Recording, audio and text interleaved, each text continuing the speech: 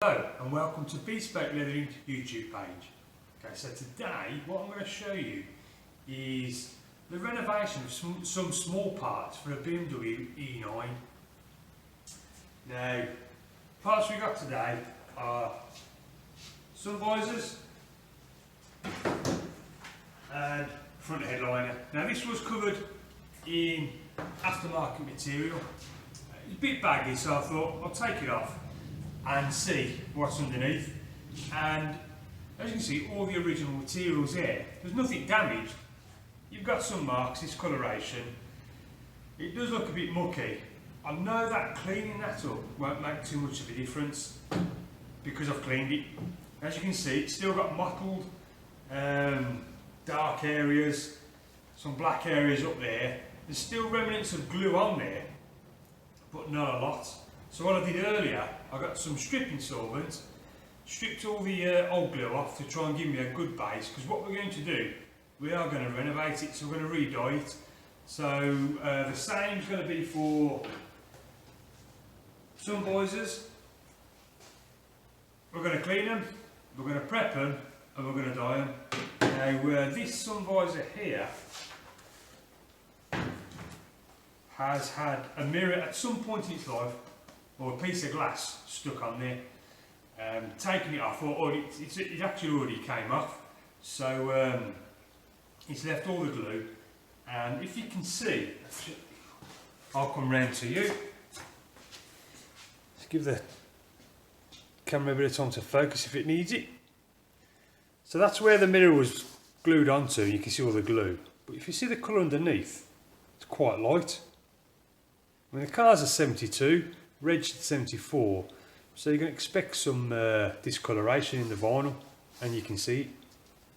So what we're going to do, we're going to remove the glue. We need to remove the dark areas as well, because it's such a light colour. If we can't remove all that dark, all them black lines, we're going to use more dye. And the idea of renovation is just to put enough dye on that you need to make the uniform change, put another coat on to finish, and then a seal if you need to. So we're going to remove the glue, remove the dark lines. Otherwise, they're pretty good. I've not blown up, because a lot of these cars they tend to be quite baggy. It's where the foam on the inside breaks down, and this one, you know, it's still loose. You can still feel it inside moving around, but it's nowhere near as bad as they usually are. Okay, so to remove the glue, we need something quite aggressive. And what we're going to use is stripping solvent. Stripping solvent, if it's best to wear gloves.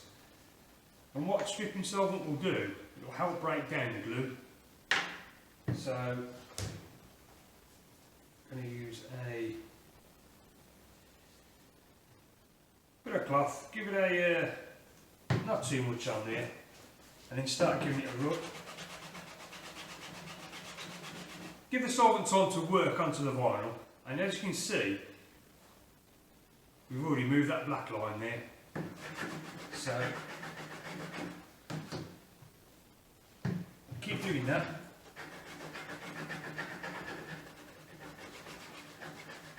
And remove what we can. Try not to press too hard or be too vigorous, because you don't want to break down the foam inside. It's already weak as it is due to its age.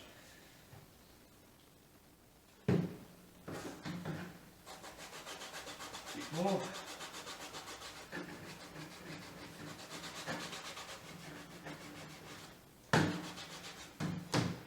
Now, I can keep doing this, or I can let it soak. I don't want to submerge the visor in the stripping solvent, because I don't think it do it very good. What I'm going to do, I'm going to put some stripping solvent on the cloth.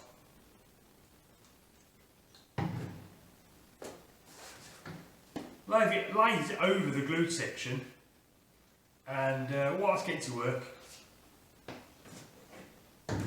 we'll clean the other visor. Now, this visor is just worn, discoloured, nothing too drastic, and the first stage of any renovation, you need to give it a good scrub. So I'm going to use the concentrated leather cleaner, water-based cleaner. You need a water-based cleaner because it'll help get into all the pores, and it's the pores where the dye adheres to. Now, for this scouring pad, I'm not going to be shy with it. Some of the cleaner, bowl of water, scrubbing brush, not always necessary. It's usually when you've got stitched areas, you use scrubbing brush, but scrubbing brush and some towels to wipe down with. You can use some of the cleaner, put up your scouring pad, dip it into the water. It's quite thick, the cleaner is. Or you can do what I've done, is mix a bit of cleaner with some water in a separate bowl. Now,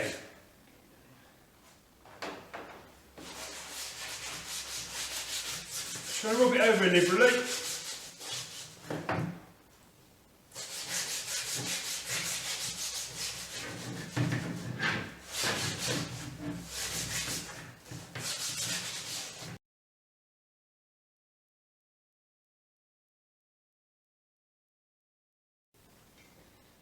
Let's give it a quick dry off. It's not really perfectly clean because you're going to still have silicons on there. Some dark areas where you need to use something a little bit more aggressive. But for all the everyday deposits, that's what you need to remove. Now, it still don't look that great. You know, it's not going to remove all the dark areas, but what we've done this like a surface clean, got rid of all the contaminants, so at least it's on its way to being perfect for colour application.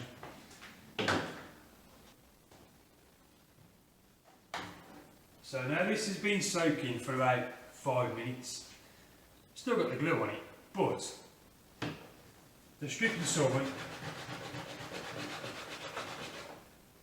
has started to eat into the glue, and as you can see, it's now starting to come off. I'm not having to apply as much pressure as I would have done if I hadn't let it soak. So just keep rubbing that.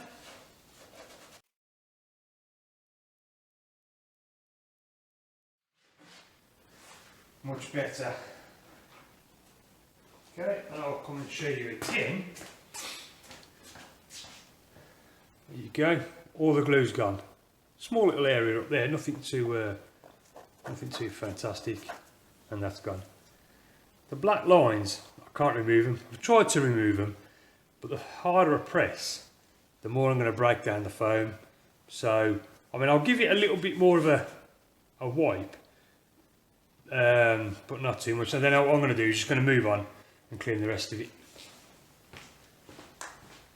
So, like the first one, I'm going to give this a clean.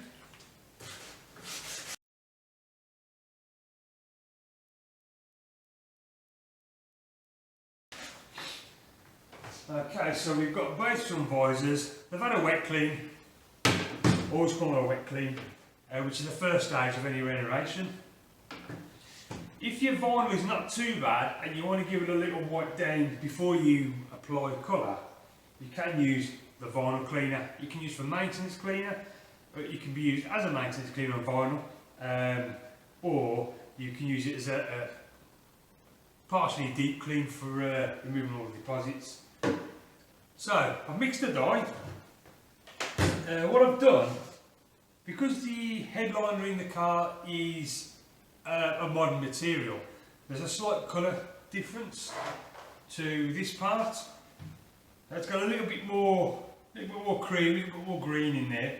So what I've done, so this matches the headliner in the car, and also so some visors match the headliner in the car. I've used a sample of this vinyl to match the dye to, and it's pretty spot on. In fact, can't see it now. There's no point me showing you because I might as well just show you this, because it's on there, it's on that corner. Okay, so what I'm going to do now, as we've got the dye mixed, I'm going to mask the sun visors up.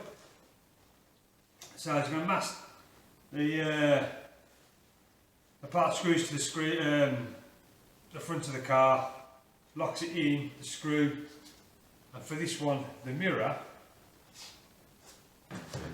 and this one's going to mask up the two areas and the screw, exposing everything else, which is what we want. Front headliner, nothing to mask up there, so that's pretty simple. Now I've mixed the dye for this particular application. If you order dyes from us and you specify a colour that we've got in our range, you don't need to mix it. We'll mix it for you, send it out, and you just use it. But if you want a colour we haven't got, then it's always best to send us a sample.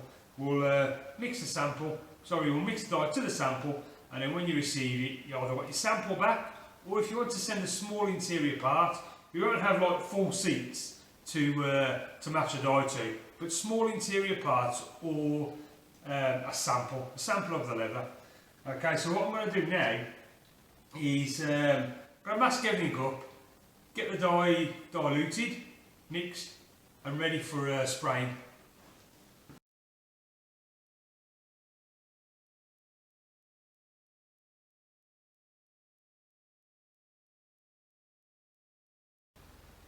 Okay, so I've masked these up.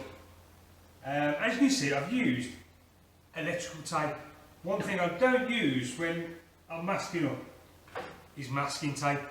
Masking tape is pretty low tack, and what you find is that when you're using a hairdryer to dry the dye off or dry it in between layers, the masking tape starts to lift, which can cause a load of problems.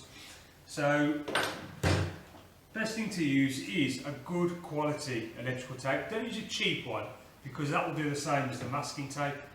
Once it starts to get a bit of heat in it, it will start to flutter off, and you have to stop, redress it, start all over again. Also, these parts are light. Don't use a white masking tape. Use red, black, green, yellow. The same if you've got a black interior or black parts. If you're masking them up, don't use black masking tape. Use white masking tape or yellow or red. It's easier to see if you have gone short on your masking. Okay, so it's just a bit of an aid, different colour, the opposite to what you're actually masking. Okie dokie. Okay, so we've got our colour which we mixed earlier on. Just got to get a spray gun for it. Okay, because we renovate interiors every day and a wide range of colours, we use different spray guns for different colour ranges. So for a light, we use gun 4, which is for white champagnes and very light greys. So use that.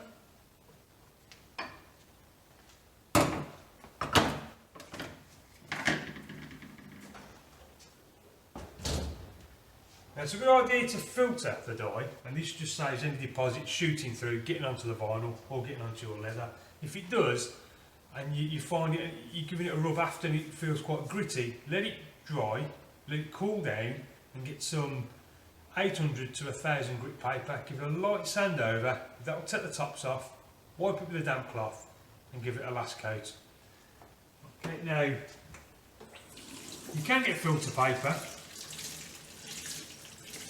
but if it's not something you're going to use all the time, just use a stocking. It'll take out what you need. Now the mixing ratio is 30% water, 70% dye. We use that as a basic guide. When you've been spraying interior dyes for many years, you just gauge it by how runny it is. Sometimes you'll make it a little bit thicker, sometimes you'll make it a little bit thinner. But to start with, just use 30% water, 70% dye. Now it is a water-based dye, and it depending on what the water's like in your area.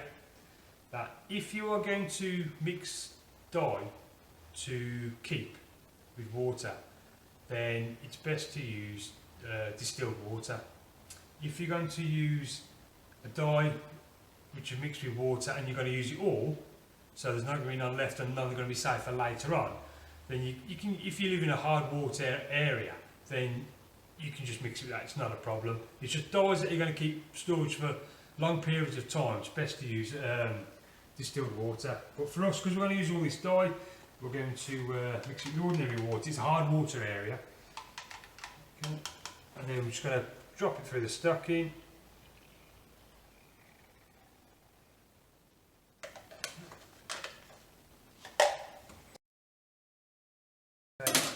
And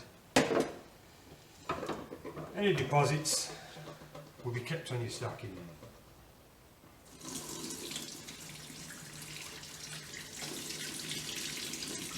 And I'll just show you.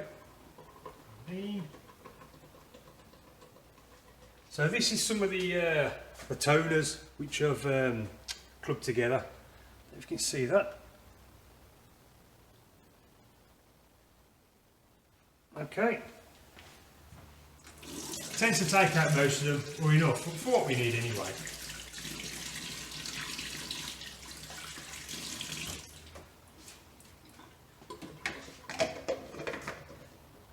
So when it comes to spray guns,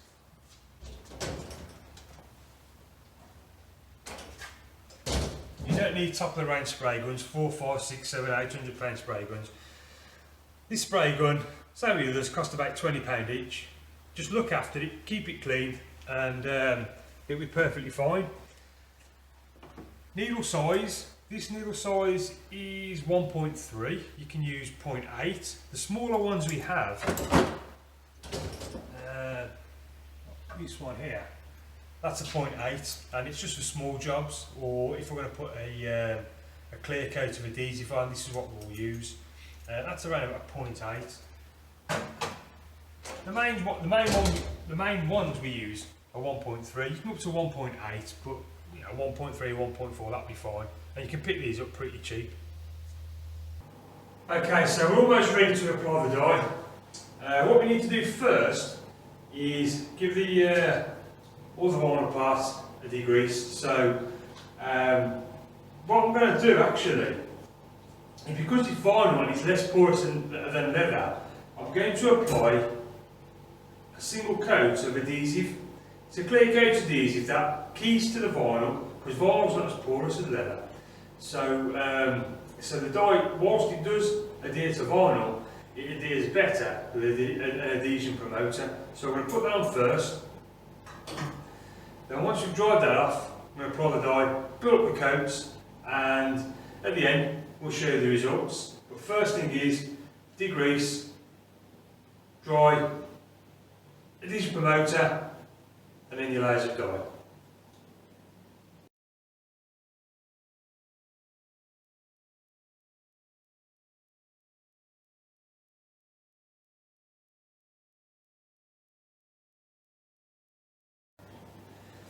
Okay, so we've applied 4 or 5 coats of dye to get a nice uniform finish. It looks great. One problem we've got though is that the perforated holes, some of them have been filled in with the dye. It's not because too much dye has been applied, it's because there was a cover on this before, that was ripped off, the glue removed, but some of the glue remained in the perforated holes. So now that it's a uniform colour, I can see which holes have been filled by the glue, and there's quite a lot of them. I don't know how many thousand holes there is, but I'm going to have to go through almost every single one, open it out so it looks perfect.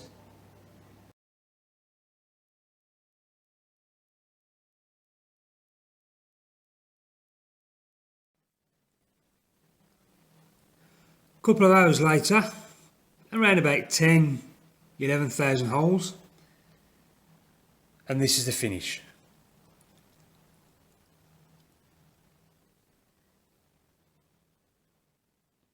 Looks a hell of a lot better than what it did to start with. Nice uniform colour, and this will match the new headliner. So we've managed to retain all the original front headliner and some visors, re-dye them to get the finish we've got here. So towards the start of the video, I showed you a sun visor which had at some point had a mirror stuck to it, and this is that sun visor. If you remember back, it had black lines like sort of witness marks and glue. You saw us remove some of the glue anyway, but that's the rest of the glue removed, black lines gone and restored. And you can see there's no remnants of the mirror having been there, and it does look pretty spot on. And as you can see, here's the car. This is the car the headliner and sun visors came out of. Now the sun visor itself didn't match anything underneath, because new headliner material was placed for the main headliner. The front headliner, which we've just restored, sits at the front because it's the front headliner, and that had been covered in the same material as the rest of the headliner, but nothing was done to the sun visors. So the original idea was to, with the front headliner out, recover it and then re-dye these so everything matched. Now once I've removed the front headliner and took the cover off, I could see that the front headliner itself was fine. There's nothing wrong with it. Yes, it was discoloured, you know, it had some light marks, some age-related wear, but the actual raw part itself was perfectly fine.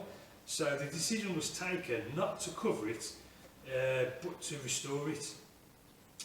We was going to mix colour anyway, because we had to match the sun visors to the rest of the headliner. So we just had to restore the front headliner, re-dye that as well as this.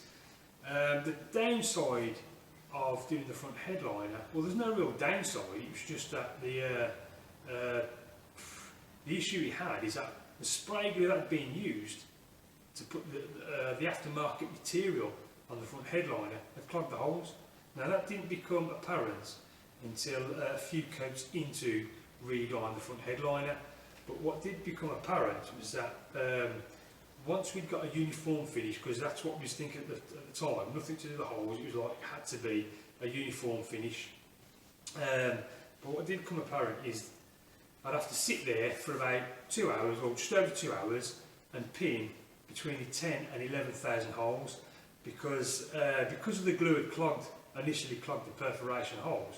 When you put on dyeing it, you're going to end up having a smooth finish, and that's not what you want. You want those visual perforations.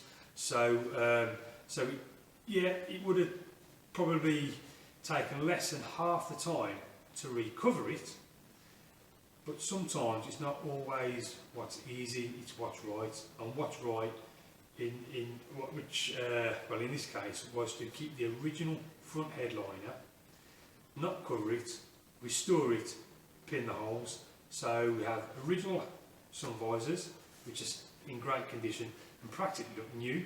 We've got a front headliner, which again looks in wicked condition and looks new. Yeah, we're going to fit them back in. We've still got 8 pillars to do a little bit of work to, and the part shelf a little bit of work to, nothing major. And then after which these parts, they'll all be fitted. Okay, so well, that's the end of this video. Thanks for watching. If you've got any questions, drop them below, or if you can contact us by the usual method, and I'll get back to you. And look forward to seeing you on our next instalments. Thanks for watching.